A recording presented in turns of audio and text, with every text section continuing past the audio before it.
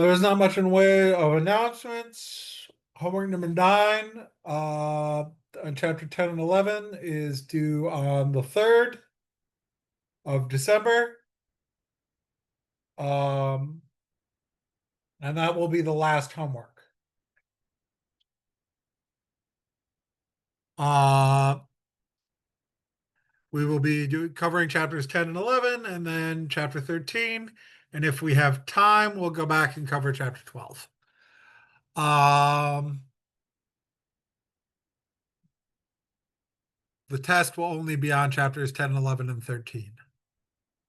Um, but I'd like to talk a little bit about chapter 12 just because it's about the more advanced covering of gravity. Um,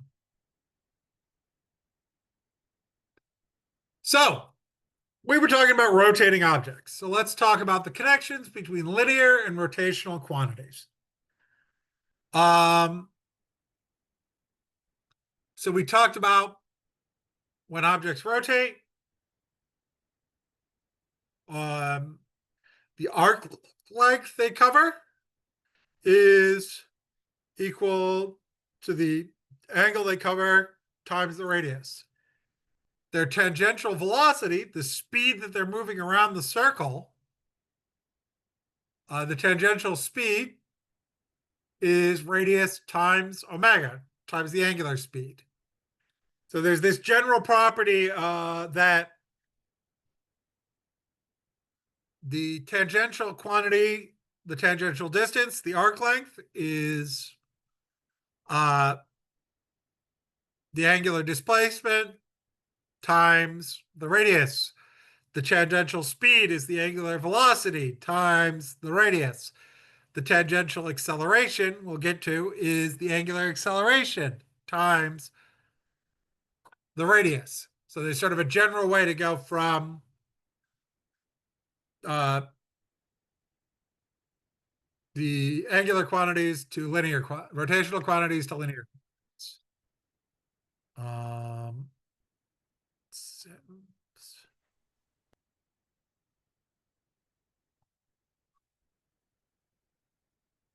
so here, for example, let's talk about the angular speed of a CD. So CDs are designed that they actually change their angular speed so that they have a constant linear speed. This lets them store more data on the CD. So what's the angular speed a CD must have to have a linear speed of 1.25 meters per second when the laser beam shines on the disk at a radius of 2.5 centimeters and at a radius of 6 centimeters from its center.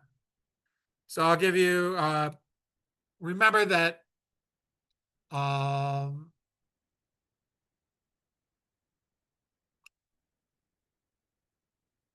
let me, tangential velocity equals angular velocity times radius. So I'll give you a minute to work on this.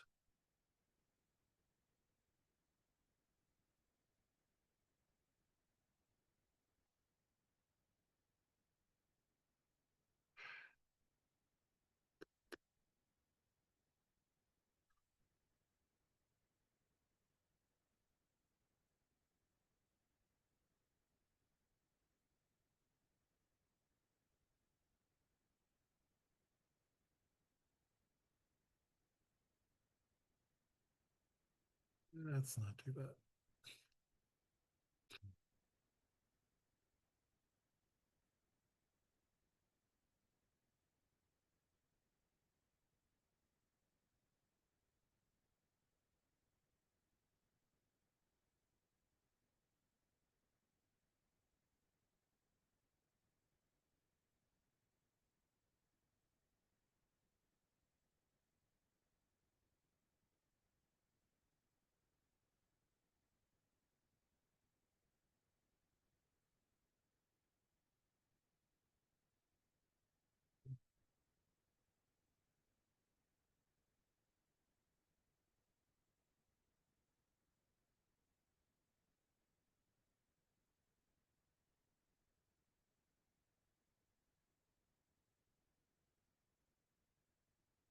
Okay.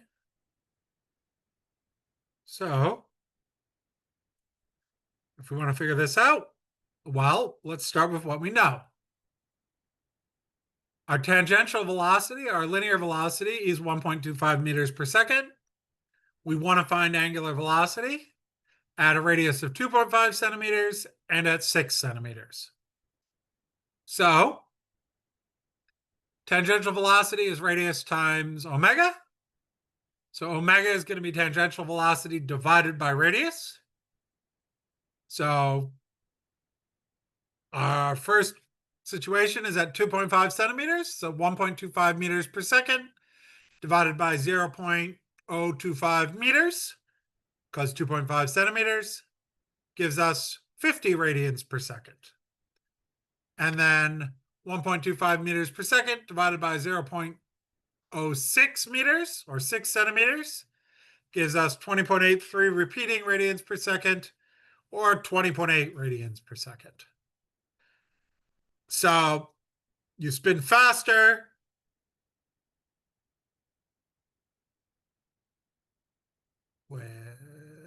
when you're closer to the center to keep the same angular speed, and slower when you're further out. And a CD player actually does that. That's something CD players actually do to maximize the amount of data that they can fit on a CD. Now, there's both angular acceleration.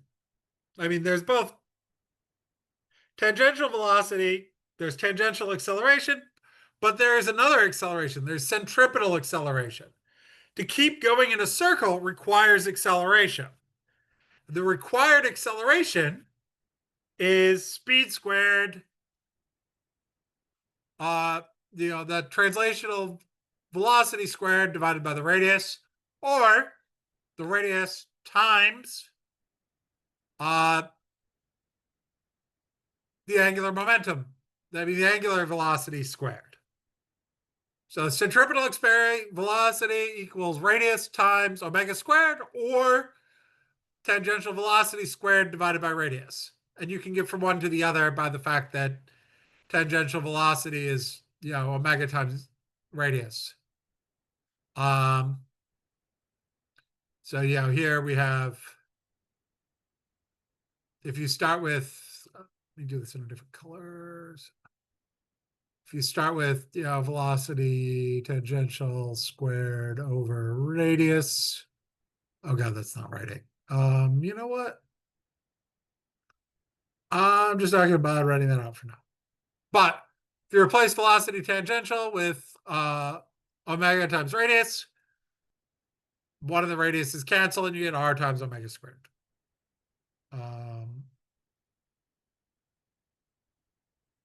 And the tangential acceleration is just the angular acceleration times the radius.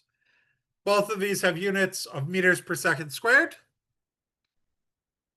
So the tangential acceleration is due to changing angular speed. Centripetal acceleration is due to changing direction of motion. And they're at right angles to each other. So if you want to combine them, you can always just use the Pythagorean theorem. So the total acceleration is equal to at square root of at squared plus acp squared.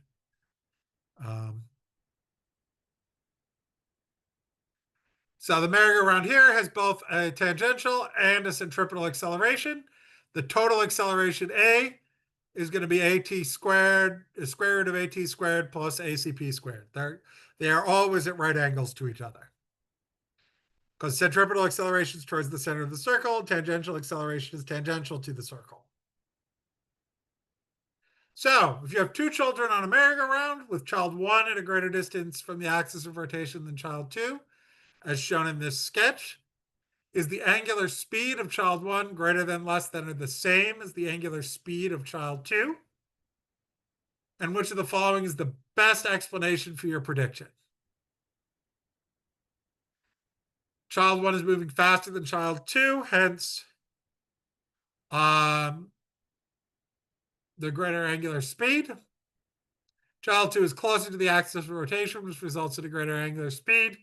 Both children complete a revolution in the same time, so their angular speeds are the same.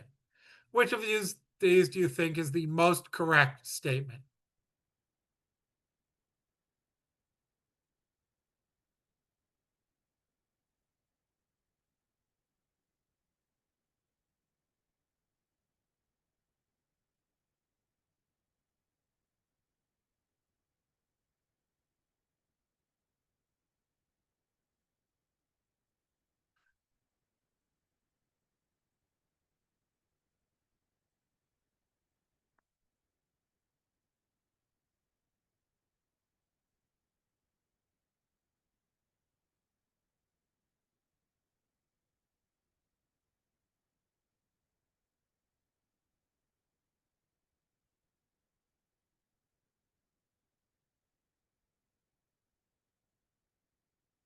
Anybody?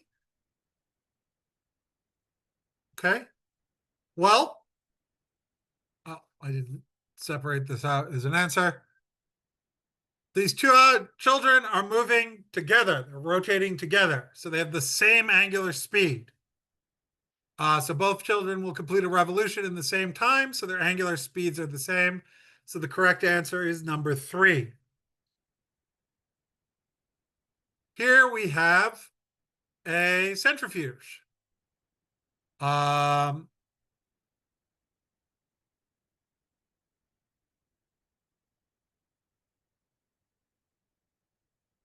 and in a microhematocrat centrifuge, small samples of blood are placed in a heparinized capillary tubes. Heparin is an anticoagulant. The tubes are rotated at 11,500 RPM, with the bottoms of the tubes 9.07 centimeters from the axis of rotation. So first find the linear speed of the bottoms of the tubes, and then what is the centripetal acceleration at the bottoms of the tubes?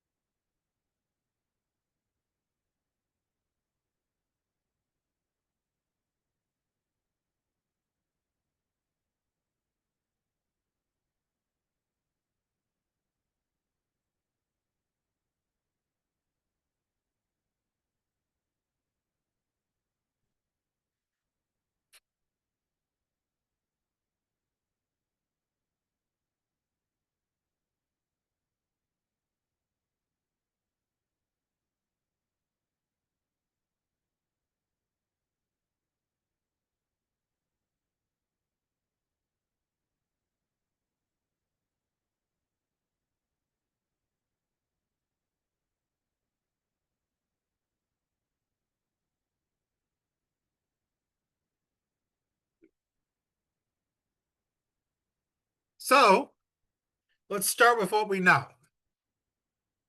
Omega is 11,500 RPM.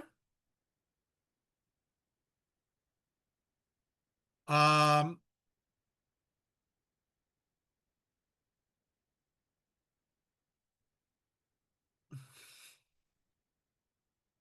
the radius is 9.07 centimeters.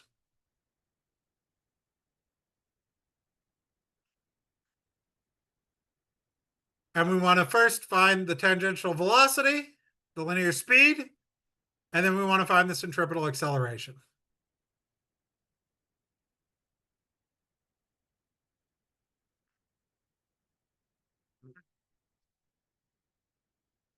So tangential velocity or linear speed is radius times omega.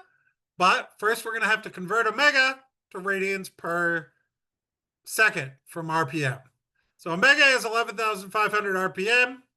We're going to multiply by 2 pi over 60 to go from revolutions per minute to radians per second, which gives us an omega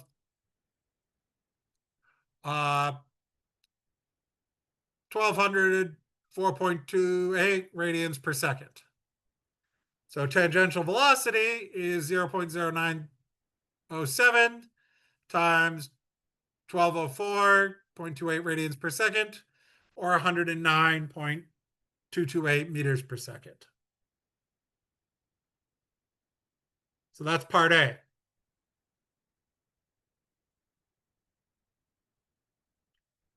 So the tangential speed is 109 meters per second. Now we can go on to part B, figuring out the angular centripetal acceleration. Well, omega is 11,500 RPM, R is 9.07 centimeters, tangential velocity, that. Centripetal acceleration is R times omega squared. We know what omega is. It's 1204.28 radians per second. We figured that out in the last part.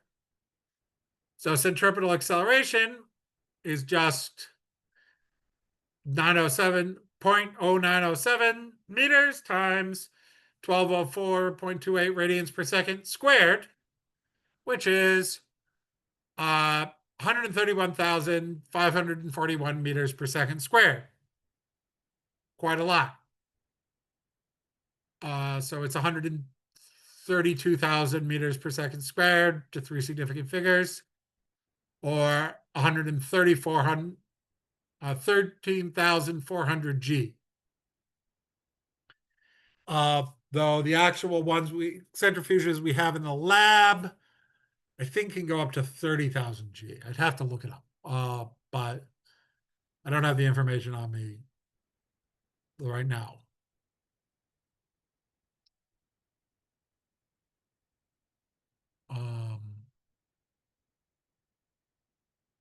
What? And this is all of it on one page. We'll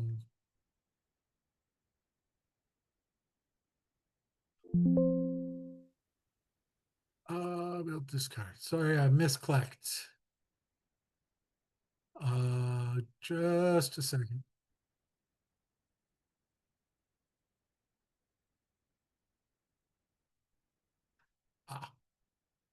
So that was the connection between linear motion and rotational motion. Now let's talk about rolling motion. So when a round object rolls without slipping, there's a nice fixed relationship between the translational and rotational speeds, because for every revolution, it travels one circumference of distance, which means the velocity is 2 pi times the radius, one circumference, over the period, which is actually just the radius times omega, or the translational velocity. Turns out the translational velocity of a rotating object, if that object is rolling without slipping, will equal the velocity of it as it rolls.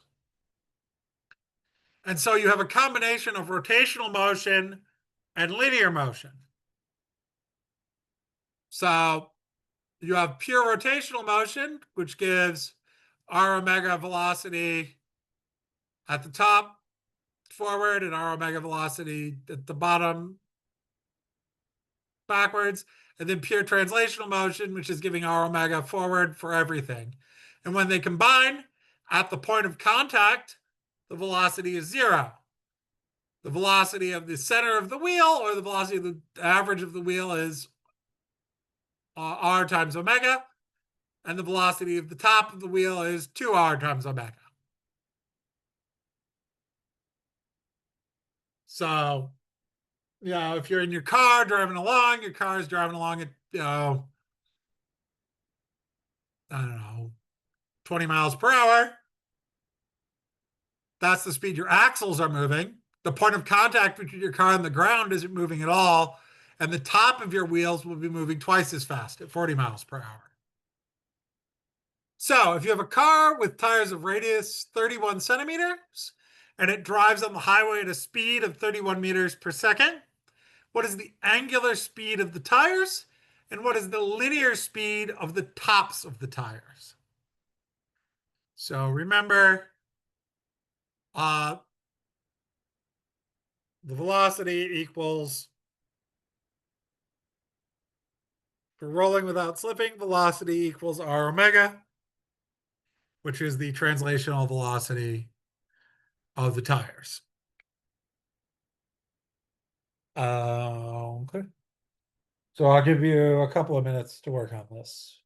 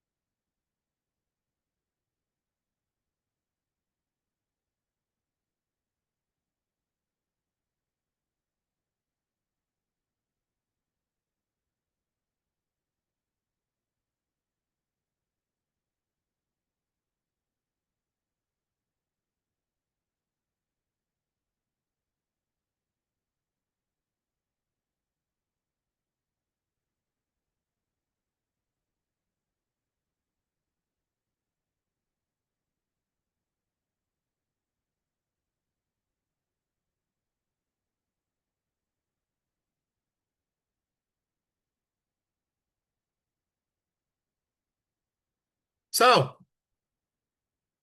the velocity, this is the velocity of the top. It's rotating at angular velocity omega. So velocity is 31 meters per second. Radius is 31 centimeters. We want to find omega and the velocity at the top. Well, velocity is tangential velocity, which is r omega. Omega is going to be velocity over radius.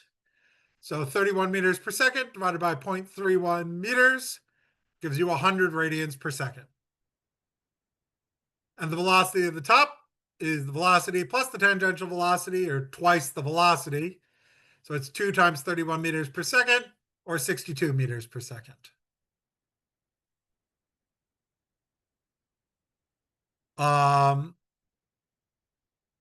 So here, in a popular pirate movie, which you may have seen, two pirates find themselves on a runaway water wheel, as shown below. The wheel rolls without slipping to the right with a linear speed v. Pirate 1 is at the bottom of the wheel, runs to the right with a speed v1. Pirate 2 on top of the wheel runs to the left with the speed v2. Each pirate runs with the speed necessary to maintain fixed position relative to the axle of the wheel as it rolls. What are the running speeds of Pirate 1 and Pirate 2 in terms of V? And what are the speeds of the two pirates relative to the ground? So the pirates are running at whatever speed they need to run at so that they remain fixed with respect to the axle of the wheel. So I'll give you a little bit to think about this one.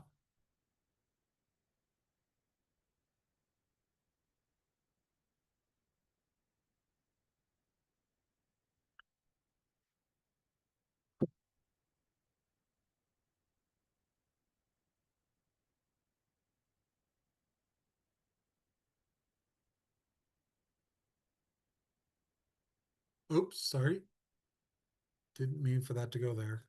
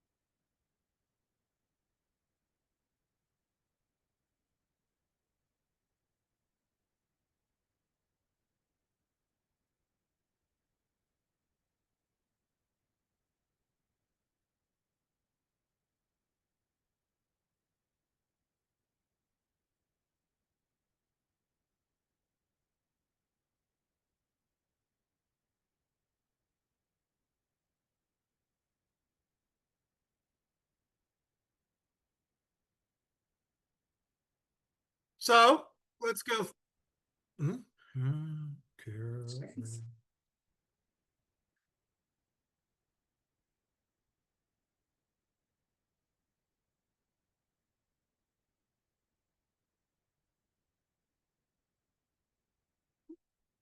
So let's go through this. So let's start by looking at Pirate 1. Pirate 1 needs to move with respect to the bottom of the wheel fast enough to stay fixed with respect to the axle. So the velocity of the wheel is equal to the tangential velocity, which is equal to r omega.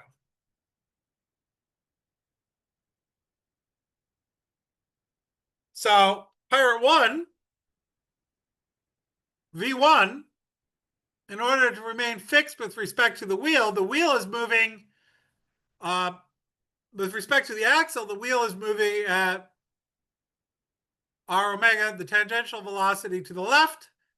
So he has to move with r omega to the right, because the bottom of the wheel is fixed with respect, is not moving with respect to the ground.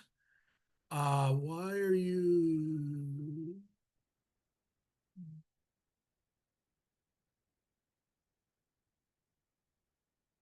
there?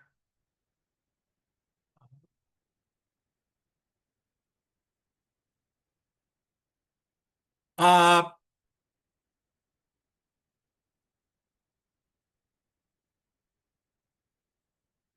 and so he will move with velocity v to the right.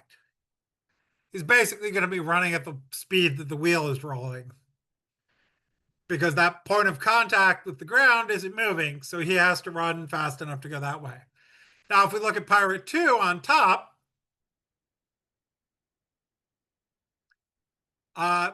in order to stay fixed with the axle, the top of the wheel is moving to the right at relative to the axle at its velocity v tangential. So v2 is v to the left, which is minus v. So they're both running at speed v. And Pirate 1 is running to the right, and Pirate 2 is running to the left with respect to the wheel. Now, with respect to the ground, the velocity of Pirate 1 with respect to the ground is v1 plus 0. So that's v plus 0, which is v. And the velocity of Pirate 2 with respect to the ground is v2 plus 2v. So it's minus v plus 2v, which is v. They're both moving with respect to the ground at the speed of the wheel. The wheel rolls because they're staying fixed with respect to the axle. So they're both moving at speed v with respect to the ground.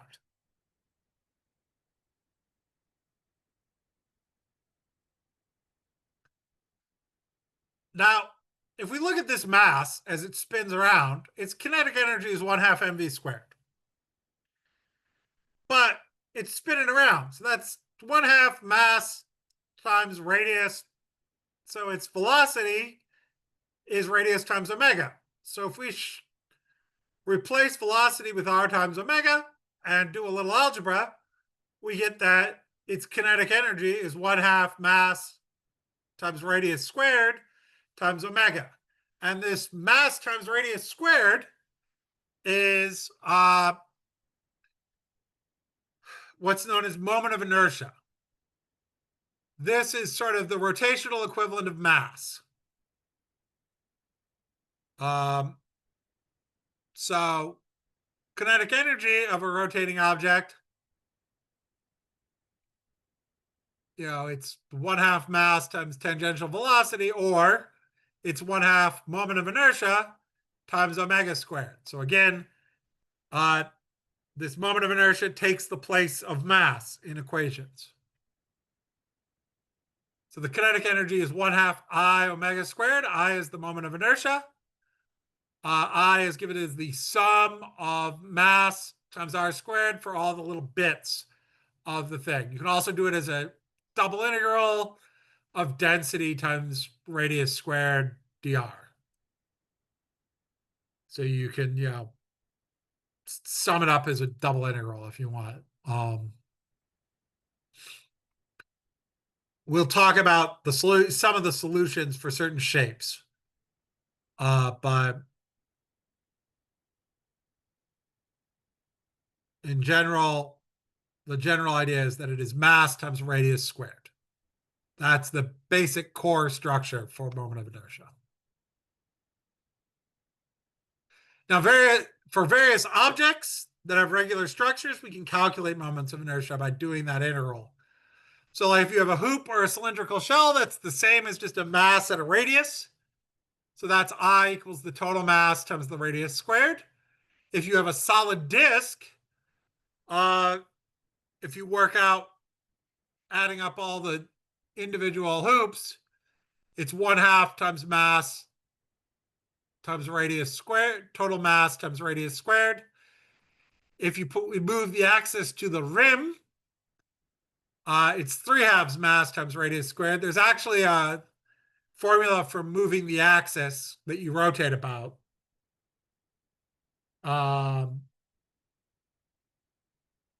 So moment of inertia around some axis, some arbitrary axis A, is mass times radius from A to the center of mass, so I'll call it radius A, plus the moment of inertia around the center of mass.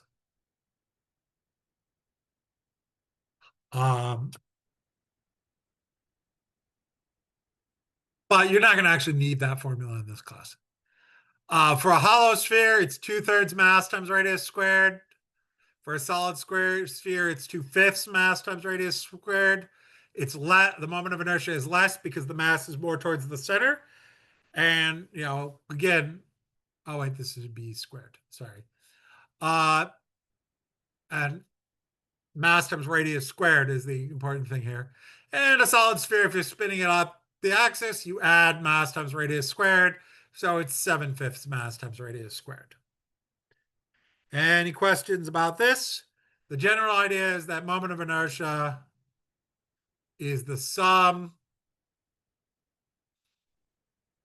of all the little bits of mass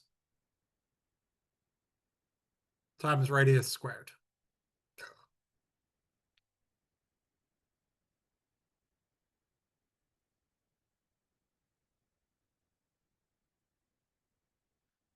Okay. And I will clear my drawings. So what you have to see is the general definition. The moment of inertia is the sum of m dot I times radius squared to find the moment of inertia for this dumbbell-shaped object shown below. Note that the axis of rotation goes through the center of the object and points out of the page. And in addition, assume the masses may be treated as point masses. So you don't have to worry about the extent of any of the masses. You're just going to treat them as if all the mass is concentrated in a point.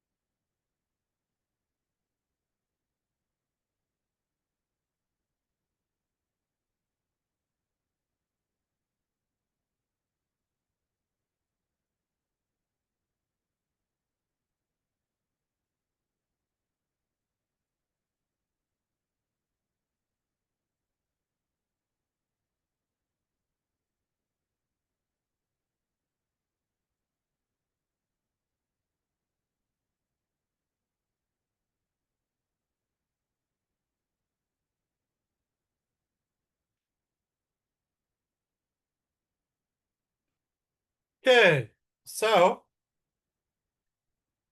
moment of inertia is sum of mass times radius squared. Well, we have two masses, each of mass m and at radius r.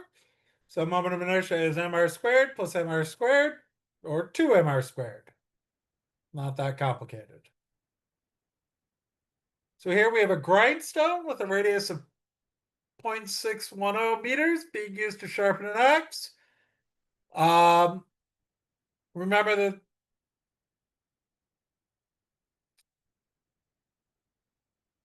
kinetic energy is 1/2 I omega squared. And tangential velocity is radius times omega.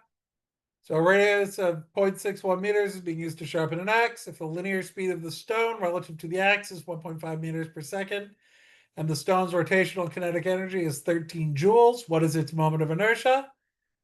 If the linear speed is doubled to 3 meters per second, what is the corresponding kinetic energy of the grindstone?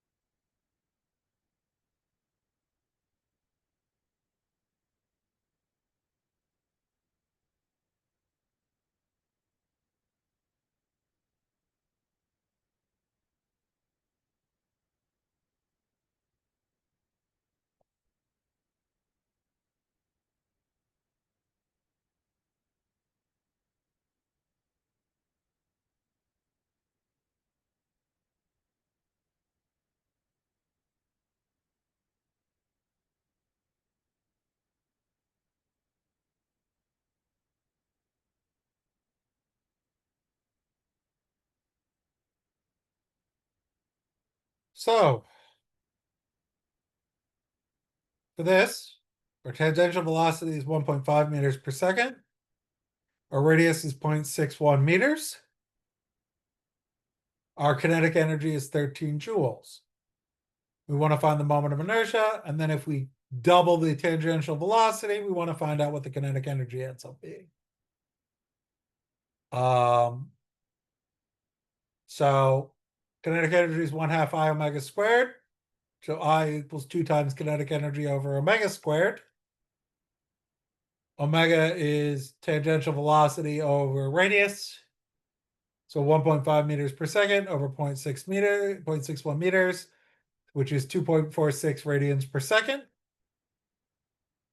So 2 times 13 joules divided by 2.46 radians per second quantity squared gives us a moment of inertia of 4.3 kilogram meters squared.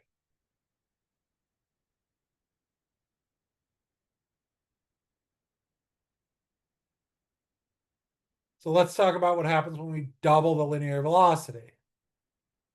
Well, our tangential velocity is 1.5 meters per second. Radius is 6. We know what the moment of inertia is. It's 4.3 kilogram meters squared now. So now if we make tangential velocity 3 meters per second, what's the kinetic energy? 4. So moment of inertia is 4.3 kilogram meters squared. For 3 meters per second, omega is 4.92 radians per second. Kinetic energy is 1/2 I omega squared, which is going to be 1/2 times 4.3 kilogram meters squared times 4.92 radians per second quantity squared, which is 52 joules, or 4 times 13. We doubled the speed, which quadrupled the kinetic energy.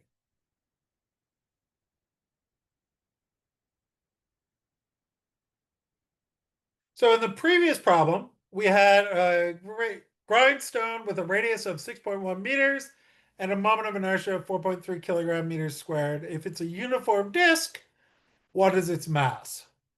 So remember that for a disk,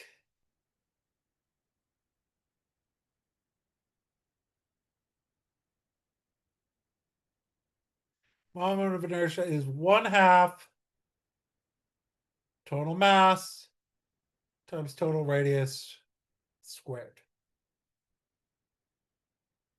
So I'll give you a few minutes to work this out.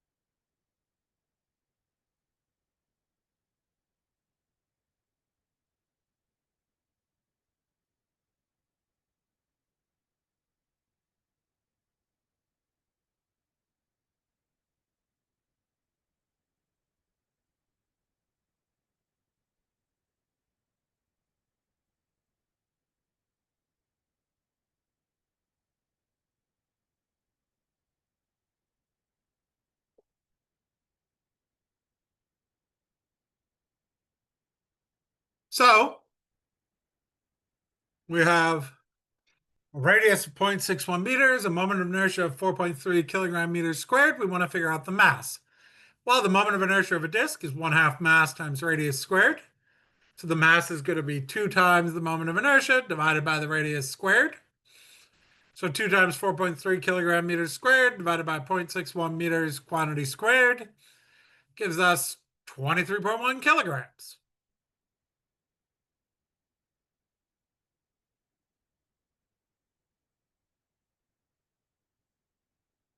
Oops. Radius is 6.1 meters. Moment of inertia is 4.3 kilogram meters squared. And I forgot to realign the animations on those. Let me quickly fix that before I forget. Um,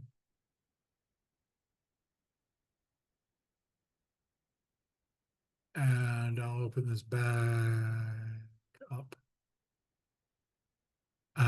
Let me clear my notation.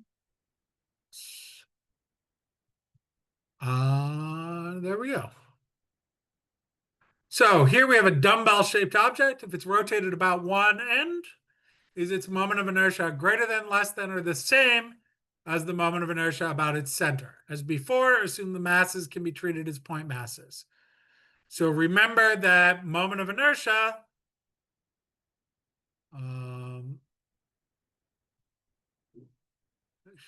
do it with this one. Moment of inertia is going to be the sum of mass I times radius I squared.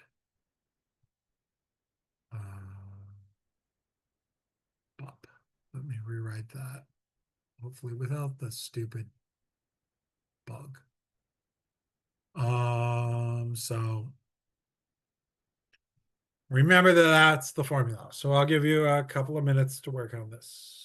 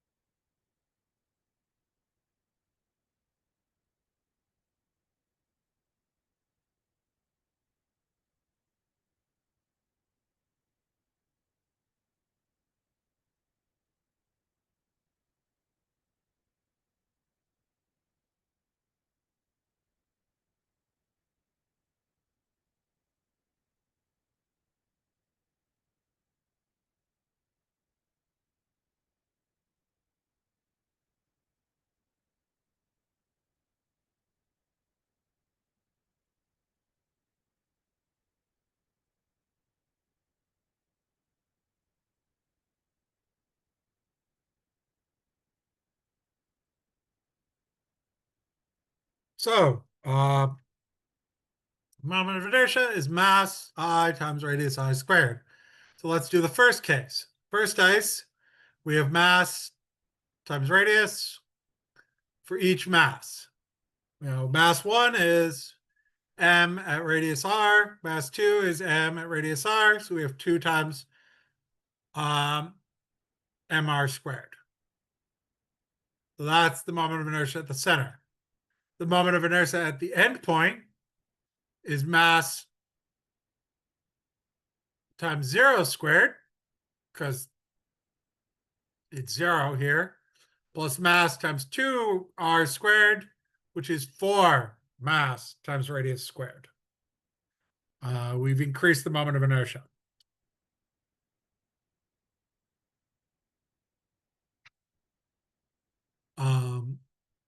And you can notice this if you take like a stick. If you swing a stick around, it's easier to swing a stick around from the middle than from the end. You'll feel more resistance. Um, so, a similar thing happens with a stick when you whip it around.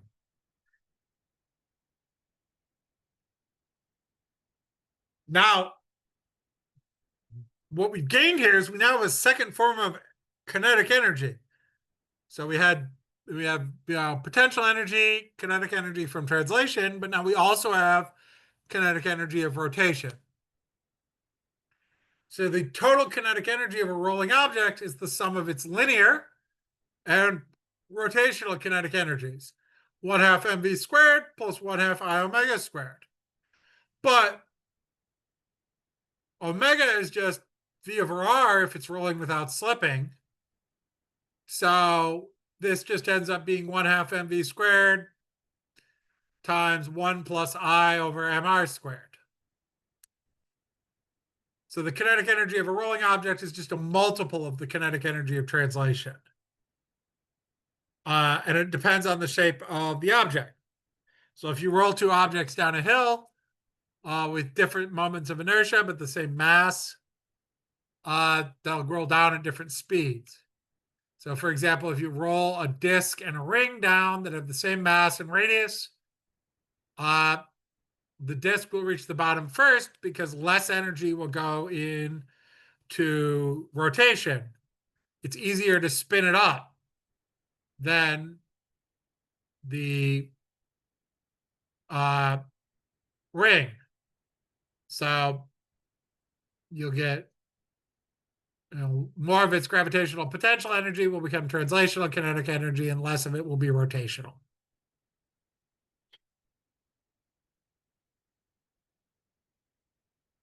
So here's an example. A basketball is basically a hollow sphere with a mass of 0.65 kilograms and a radius of 12.1 centimeters. If a basketball rolls without slipping with a linear speed of 1.33 meters per second, find the translational kinetic energy, the rotational kinetic energy, and the total kinetic energy of the ball. So the moment of inertia for a hollow sphere is 2/3 mass times radius squared. And so you can figure out the various values for this. So I'll give you a couple of minutes to work this out.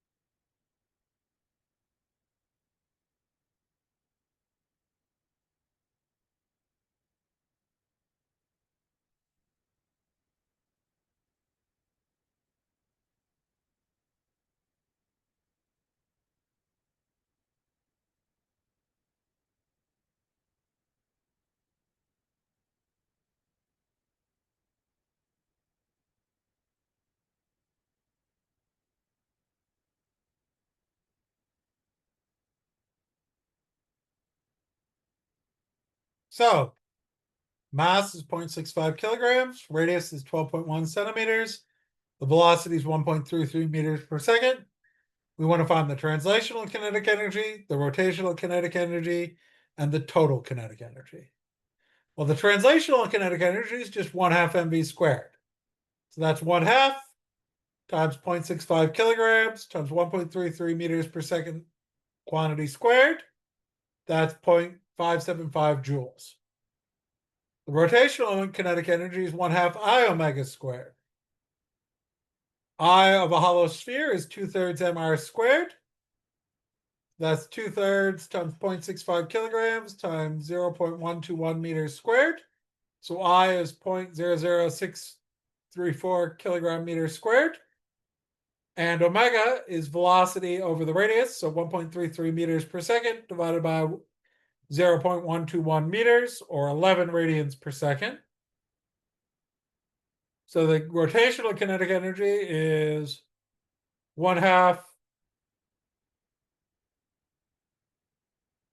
0.00634 kilogram meters squared times 11 radians per second quantity squared, which equals 0.383 joules, which is 2/3 of the translational kinetic energy.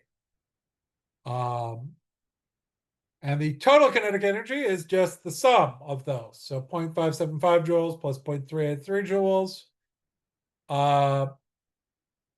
is 0.958 joules. And there's a typo. Sure. I just need to do that.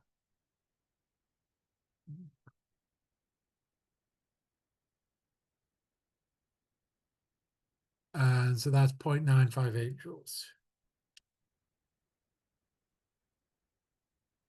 So a solid sphere and a hollow sphere of the same mass and radius roll without slipping at the same speed. Is the kinetic energy of the solid sphere greater than, less than, or the same as the kinetic energy of the hollow sphere?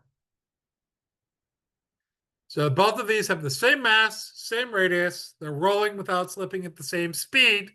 Which one has more kinetic energy?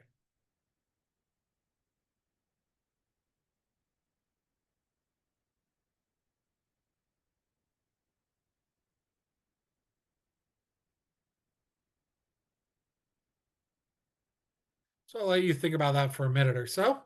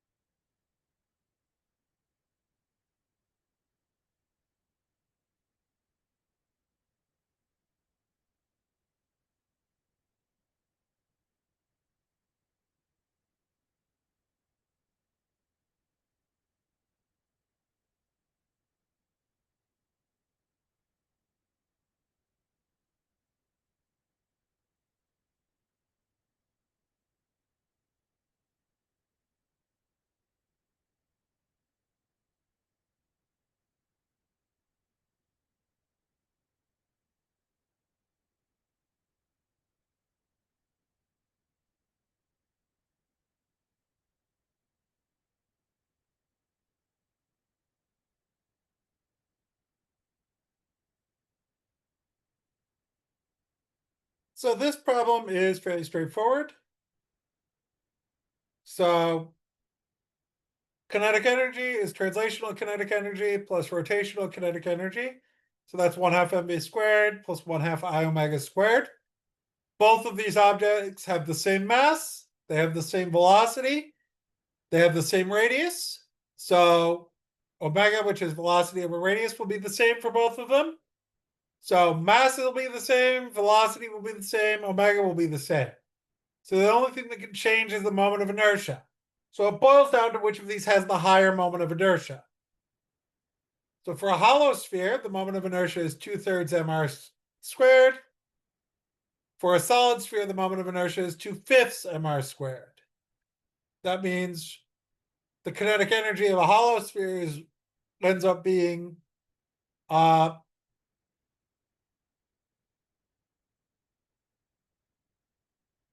1 plus 2/3 mv squared. And the kinetic energy of the solid sphere is 1 plus 2/5 mv squared. I think I should add a little bit to this to make it a little clearer. Um, this is equal to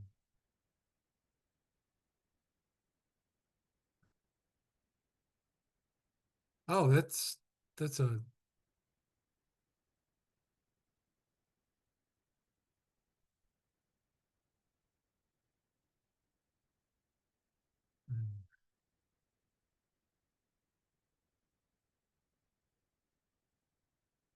especially since I screwed this up. 1/2. So the hollow sphere has more kinetic energy. Um,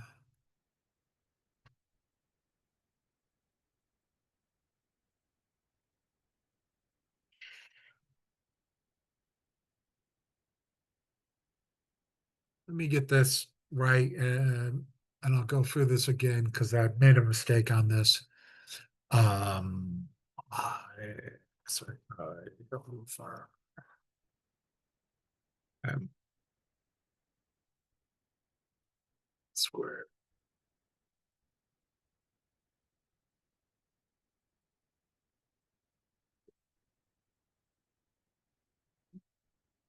So 1/2 mv squared plus 1/2 I omega squared. Uh, because omega is v over r, you can rewrite this as 1/2 mv squared times 1 plus I over mr squared. So 2/3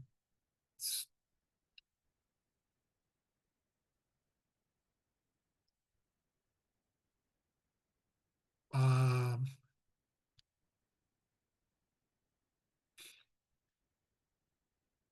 mr squared for a hollow sphere, 2/5 mr squared for a solid sphere.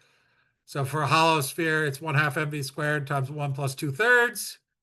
For a solid sphere, it's 1/2 mv squared plus 1 plus 2/5. So the hollow sphere is bigger.